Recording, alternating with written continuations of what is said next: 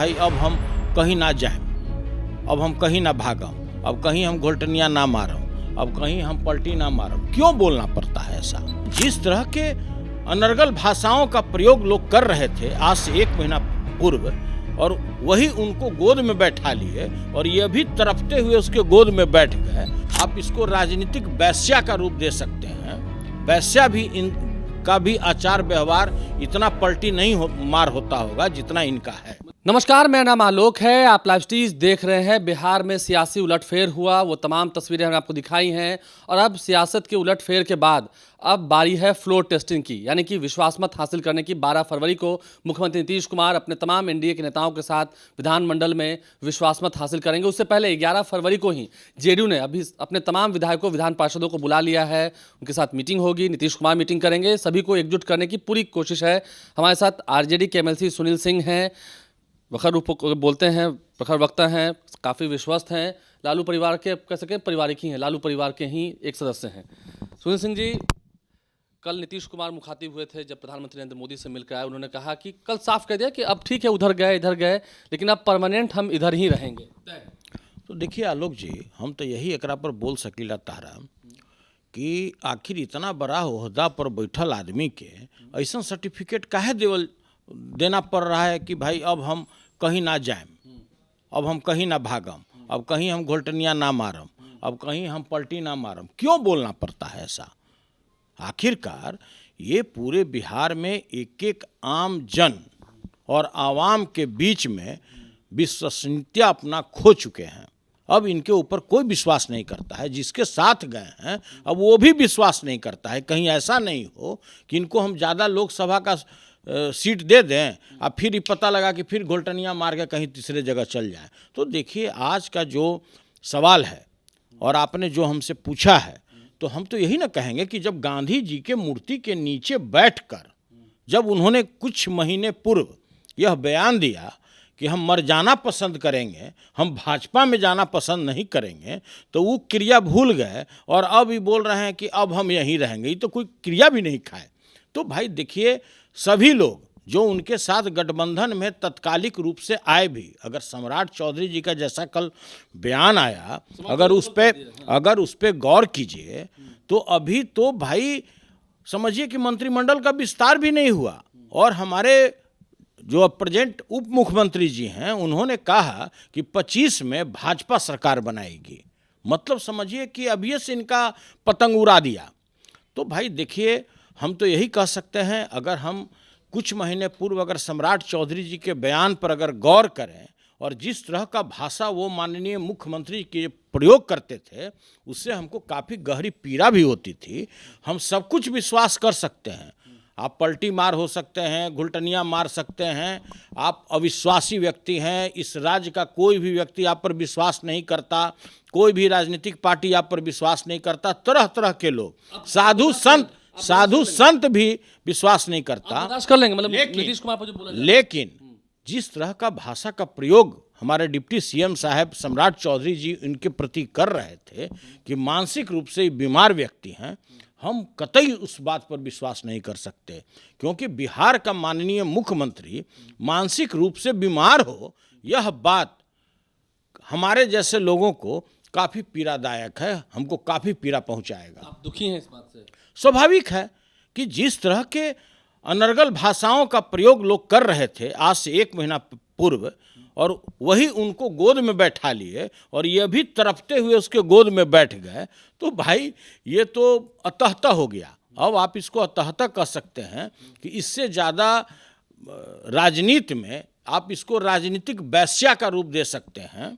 वैश्या भी इनका भी आचार व्यवहार इतना पलटी नहीं मार होता होगा जितना इनका है। मतलब उनसे बेहतर वैश्या है, राजनीतिक वैश्या, राजनीतिक वैश्या मतलब उनसे बेहतर है ना। बिल्कुल बिल्कुल, ये पूरी तरह से बिहार के लिए अप्रासंगिक हो चुके हैं।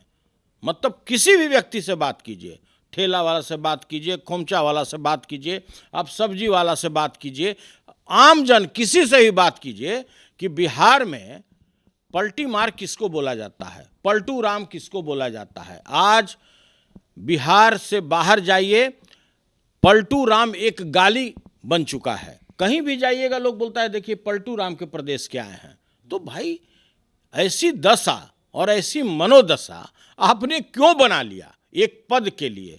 क्यों आप उस पद से चिपका रहना चाहते हैं?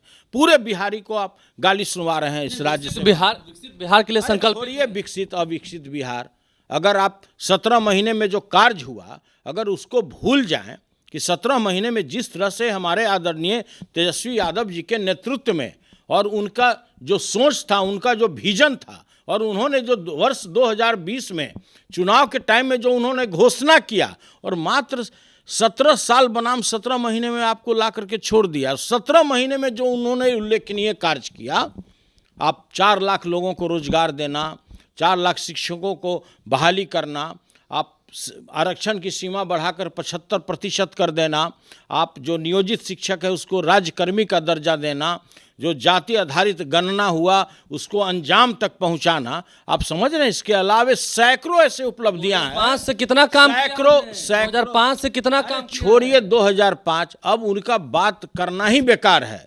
जो काम 17 महीने में हुआ, पूरे देश के लोगों ने आश्चर्य व्यक्त किया कि कोई भी व्यक्ति का विजन और सोच, और जिसने बोला, यह कोई चुनावी जुमला नहीं था कि सभी खाते में 15 लाख जाएगा, प्रत्येक वर्ष हम 2 करोड़ लोगों को रोजगार देंगे।